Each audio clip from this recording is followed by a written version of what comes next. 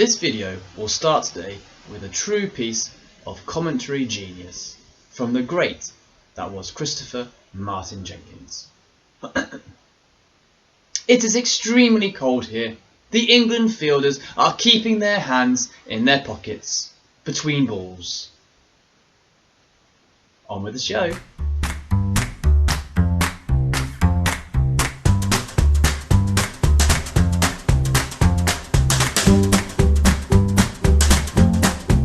Hello, it's me, Peter, and today I'm talking to you about cricket. I know I said last time that I planned to be a bit more regular with the videos. Well, that was until I obviously became ill again. Such is life, hey? But I'm back now, voice intact and not coughing as much.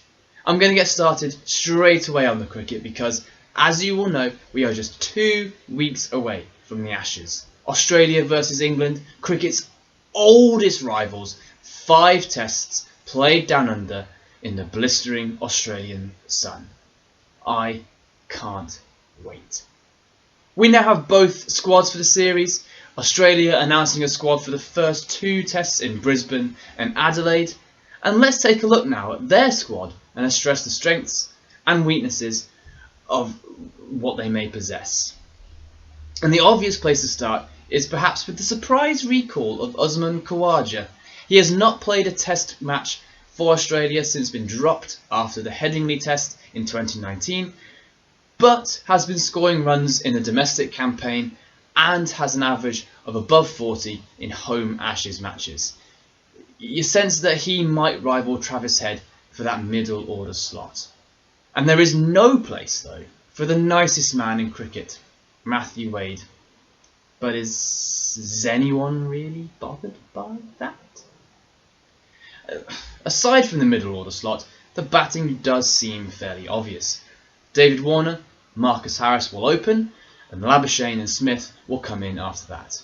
But truthfully, it's Labuschagne and Smith that scare me the most. With both their averages above 60, they are the epitome of Australian grit in Test cricket. Smith, one of the best batsmen in the world, has 11 centuries against England, and that's more than he scored against any other team in the world. The 2019 Ashes were proof that not only does he like batting against England, but we find it really, really hard to get him out. It's a fairly daunting prospect, let's be honest, for England's bowling attack. You imagine that they will likely target Harris as the weaker of the top 4, and hope that Stuart Broad can continue his hoodoo over David Warner. In the last series in 2019, Stuart Broad had Warner out 7 of the 10 times that Warner batted.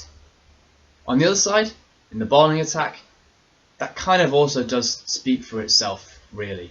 You have Pat Cummins, Josh Hazlewood and Mitchell Starc, who need no introductions. For Jason Gillespie to say that they are up there with the finest trio ever produced in Australia is saying something. And in the 2019 Ashes, these paces were incredibly damaging to the England top order. Cummins broke a 42-year-long record when he became the 2019 leading wicket taker. His 29 wickets in that series had only been bettered previously by Wayne Clark in 1977-78 when he took 28 wickets in as Ashes series. You can only imagine that on home soil, they will continue to stoke fear in the English lineup. Cummins, likely to be captain in the first test, is the #1 test bowler in the world, and Hazlewood isn't too far behind him in 4th place.